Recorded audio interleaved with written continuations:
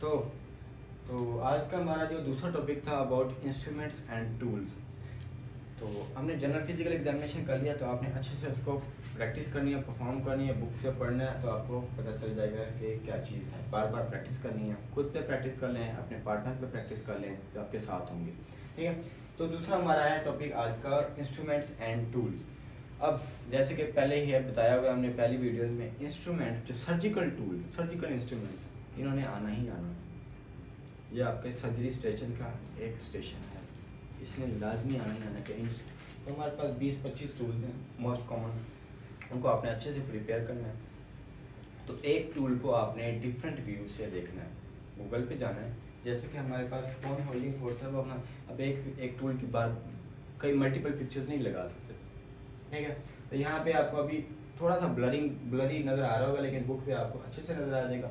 More accurately you have to go to on Google and search there sponge holding forcep, और उस forceps की आपने multiple picture देखनी है ताकि उसकी पिक्चर जहन में बैठ जाए। अब जनाब, what is sponge holding forcep? ये देखिए, इस स्पॉन्ज होल्डिंग फोर्सेप होती है इस तरीके से, इसके ऊपर 2 हॉल होते हैं। अब it is use for the cleaning operative field. जो आपका जो ऑपरेटिव फील्ड होगा, जहाँ पे आप सर्जरी करने जा रहे हैं, ऑपरेशन करने जा रहे हैं, उसको क्लीन करने के लिए। यूज फॉर स्वैपिंग कैविटीज, कोई भी कैविटी है बॉडी में, इसको आपने स्वैप करना। ठीक हो गया। The third is the hold spongin. आप कैविटी को स्वैप कर रहे हैं या ऑपरेटिव फील्ड को क्लीन कर रहे हैं, किससे कर रहे हो? स्वैप से ना। तो स्पॉन्जिस को होल्ड करने के लिए आप ये करते हैं। तो दूसरा हमारे पास टूल है स्ट्रेट आर्टरी फोर्सेप। ये देखिए, यहाँ पे आपकी ये स्ट्रेट आर्टरी फोर्सेप बिल्कुल स्ट्रेट होती है, यहाँ पे इसके क्लैंप लगे हुए हैं।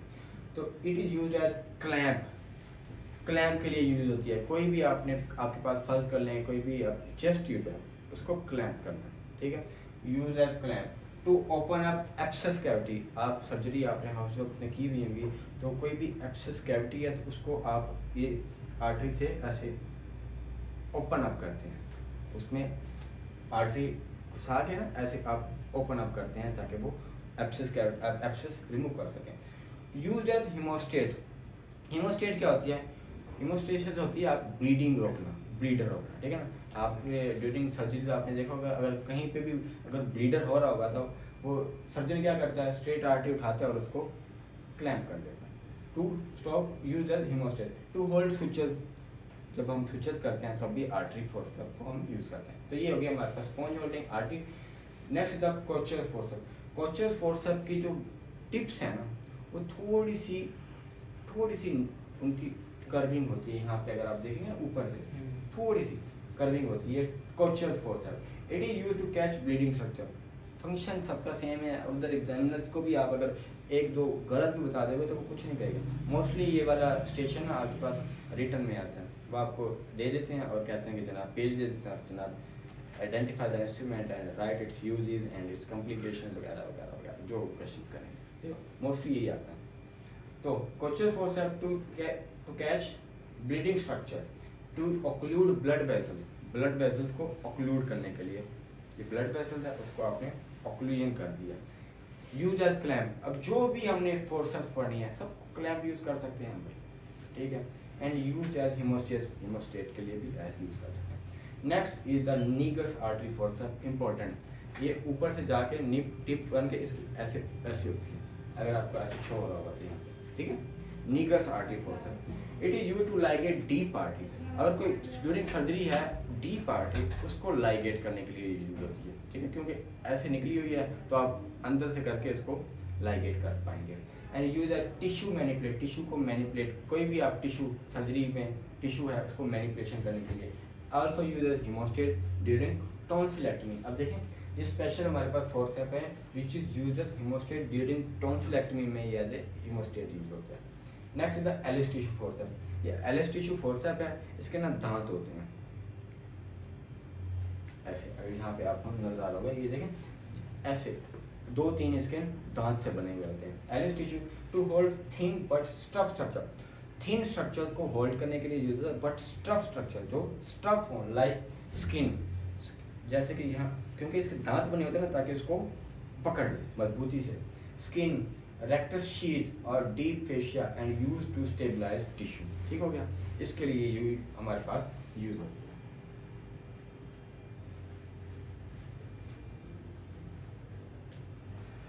ये हो गया हमारे पास एलिस। उसके बाद है हमारे पास, अच्छा इंस्ट्रूमेंट्स में ना, इंस्ट्रूमेंट आपके पास सर्जरी का तो पोर्शन है ही है, वो तो लाजमी आता है।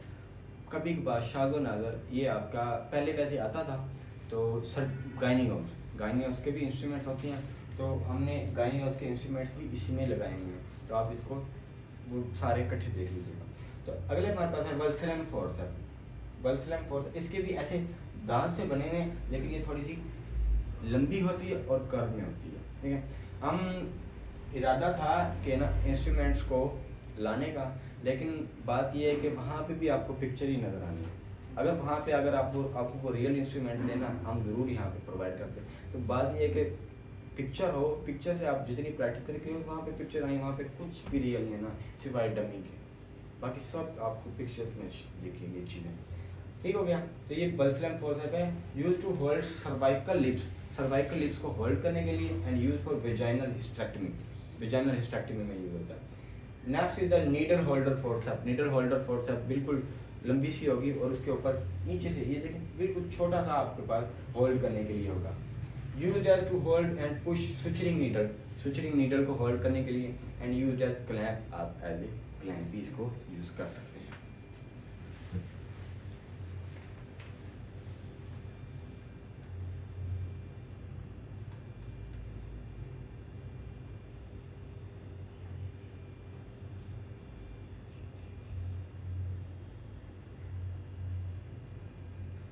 अगली हमारे पास डिसजॉर्डन गॉलस्टोन फोर्सेप्स। ये फोर्सेप्स ना कुछ ऐसे होती है,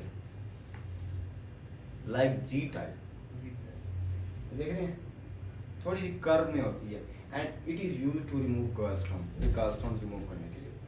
अगली हमारे पास कर्व्ड आर्टरी फोर्सेप्स। ये देखें आर्ट फोर्सेप्स है, ऊपर से कर्व हो गई है। ठीक है, it is use as hemostat use होगी, यूज्ड एज क्लैंप होगी, and to open up abscess cavity, same function. अगली चीज़ है हमारे पास प्लेन फोर्सेप्स, जो हम नॉर्मली फोर्सेप्स यूज करते हैं, plain forceps to hold tissues को होल्ड करने के लिए, टू स्ट्रक्चर्स को होल्ड करने के लिए, and to handle other instruments, किसी भी इंस्ट्रूमेंट को आपने उठाना है उसके लिए आप यूज करते हैं। Next is the ovum forceps. ठीक है, ये मिलती जुलती है स्पॉन्ज होल्डिंग फोर्सेप्स की, लेकिन इसका साइज ना थोड़ा लंबा होता है। देखें इसके एंड पे भी यही आपको वो दो होल्ड नजर आ रहे हैं जो हमने स्पॉन्ज होल्डिंग फोर्सेप्स, लेकिन ये किसका है, गायनी का इंस्ट्रूमेंट है।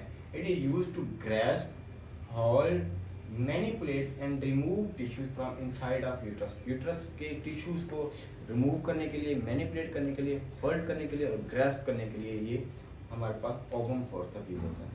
Next is the very important, अभी तक मैंने दो इंपॉर्टेंट बोले हैं, एक है नीकस आर्टरी फोर्सेप्स जो ऐसे आती है, ठीक है, और दूसरा हमारे पास है मायोस्टोवल क्लिप। ठीक है, ये क्लिप सा बना होता है, इसकी बिल्कुल लाइक इसके शार्प एजेस होते हैं, यहाँ पे आप देखेंगे ना बिल्कुल, तो शार्प एजेस होते हैं। But are used to hold surgical trap, जब आप पेशेंट को कवर करते हैं सर्जिकल ट्रैप्स को क्लैंप करने के लिए, and use to hold suctioning tube को होल्ड करने के लिए भी ये यूज होती है।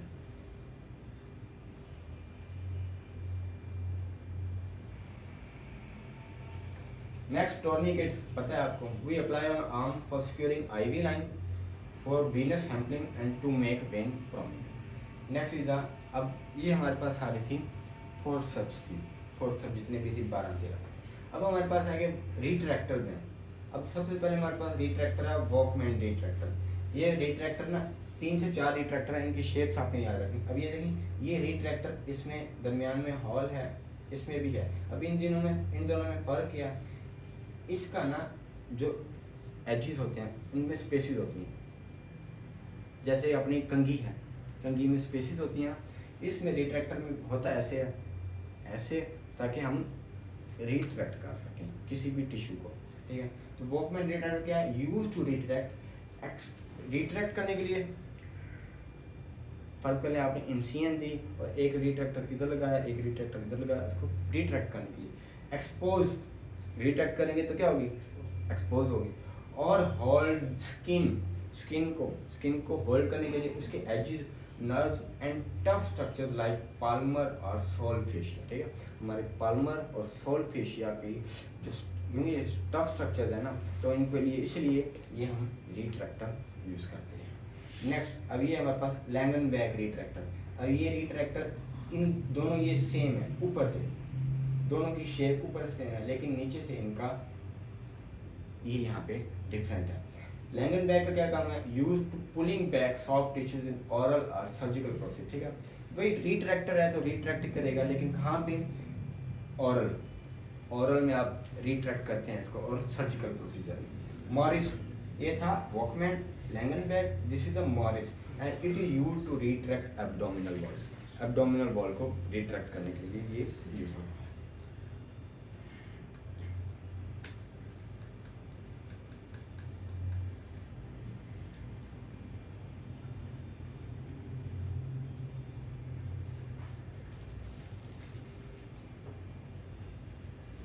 जो चौथा रिट्रैक्टर है हमारे पास, दैट डाइवर रिट्रैक्टर, डीवर रिट्रैक्टर। इसको आपने देखा होगा, ये बहुत इसके डिफरेंट से साइजेज होते हैं, ठीक है। तो it is use to retract intra abdominal. जब हम लेप्रोटमी करते हैं तो तब ये में एक देखा होगा आपने, लंबा सा होता है, इसके डिफरेंट साइजेज होते हैं। तो बिल्कुल हम अंदर डाल के हम एब्डोमिनल वॉल विसरास को देखने के लिए इसको यूज़ करते हैं।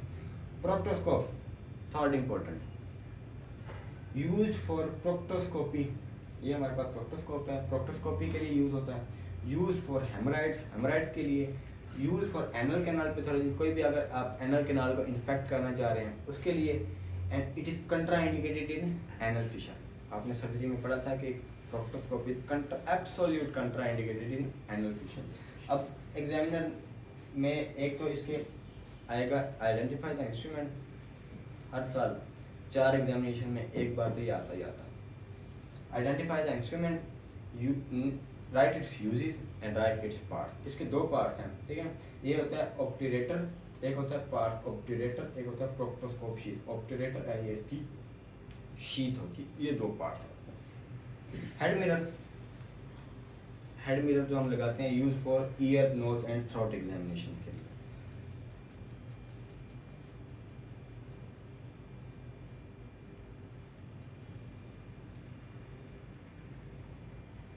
लैक्स स्पेकुलम, ये आपने जिसको हम एज ए टंग डिप्रेसर भी यूज करते हैं, use to depress tongue for throat examination, ठीक हो गया।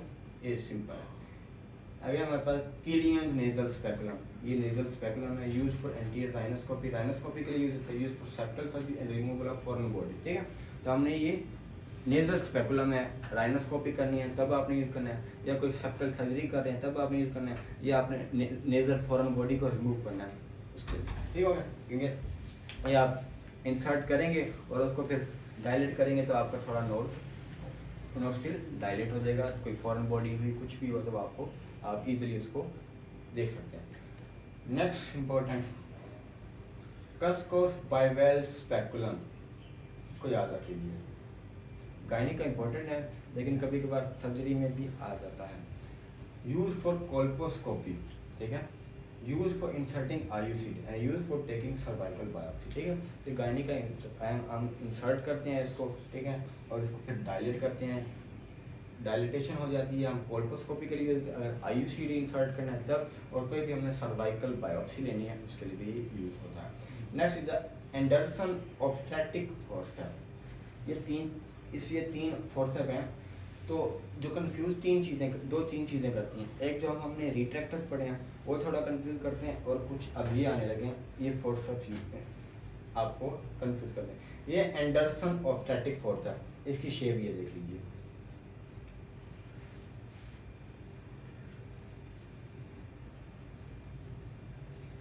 ये एंडरसन है और ये है आपके पास रिंगलीज आउटलेट फोर्सेप। इस यहाँ पे आप शेप, यहाँ पे इन दोनों का डिफरेंस है, ठीक। तो ये दोनों किस लिए यूज होते हैं? Assisted vaginal delivery, vaginal delivery में असिस्टेंट यूज होते हैं। यार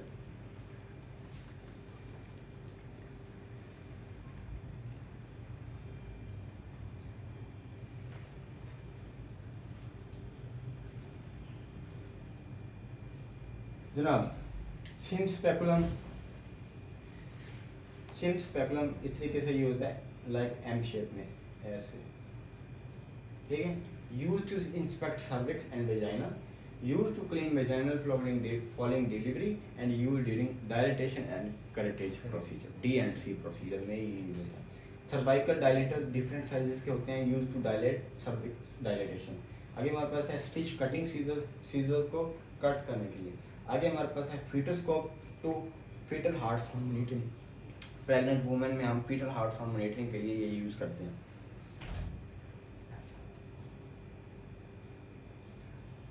लास्टली हमारे पास दो चीज़ें हैं, kidney tray, surgical bowl. Kidney tray किस लिए होते हैं? Use to safely transfer sharp instruments को सेफली ट्रांसफर करने के लिए, use to collect products of conception, use for medical care.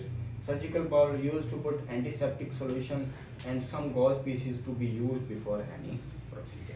तो ये 30 है हमारे पास सर्जिकल इंस्ट्रूमेंट और इसमें गाने इंस्ट्रूमेंट भी साथ हैं, तो ये आपने अच्छे से पढ़ने हैं। अभी खत्म नहीं हुआ।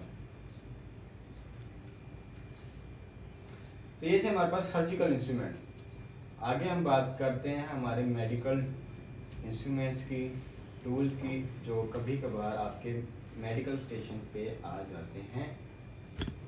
सबसे पहले ETT आप सबने देखी हुई होगी। तो ETT है क्या? And ETT tube is a flexible tube that is placed through mouth place करते हैं into trachea to help a patient breathe. ETT tube is connected to ventilator which deliver oxygen to lung. This process is called endotracheal intubation. Uses क्या है? During general anaesthesia, जब आप patient को GA में डालते हैं, तो जब आप ETT डालते हैं पेशेंट को, to protect airway against aspiration, patient aspirate ना कर ले, उसको एयरवे प्रोटेक्ट करने के लिए। And the lastly to deliver medication to lung, अगर आपने डायरेक्ट लंग को मेडिकेशन डिलीवर करनी तब भी आप ETT यूज करते हैं। Second tool is the laryngoscope, ये भी आप सबने देखा हुआ होगा। It the device which is use in medical procedures to visualize the trachea. ठीक है, हम क्या करते हैं, हम तो सिर्फ ETT इंसर्ट करने के लिए हॉस्पिटल में हमें सिखाया जाता है लैरेंजोस्कोप यूज करना।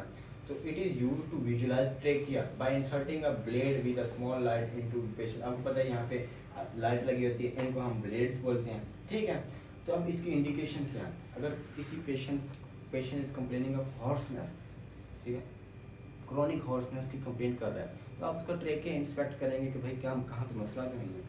वॉइस चेंजेस है तब भी आप देखेंगे। क्रॉनिक कफ, पेशेंट को क्रॉनिक कफ है तब भी। चोकिंग है, SOB है, और लास्टली हमने ETT इंसर्शन, तो तब आपने इसके ये यूजेस है। What are the contra indication? कब आपने लैरेंजोस्कोप इंसर्ट नहीं करना भी? जब when the airways are difficult, किसी का एयरवे एबनॉर्मलिटी है, एयरवे डिफिकल्ट है, या लेरेंक्स ट्रॉमा है, किसी का ट्रॉमा हुआ है, तो आप इंसर्ट करोगे तो और डैमेज कर दोगे। नेक ट्रॉमा है, और एक्टिव एपिस्टैक्सिस में भी आप उसको नहीं करते, क्योंकि आप उसको और एग्रेवेट कर दोगे। अगर नेक ट्रॉमा वाले को इंटूबेट करना पड़ गया तो फिर क्या करेंगे, कैसे ETT डालेंगे? क्या चीज़? नेक ट्रॉमा के साथ पेशेंट आया है, तो हमें अगर उसे इंटूबेट करना है, वेंट पे डालना है, तो अच्छा ट्रेकियास्टमी करेंगे।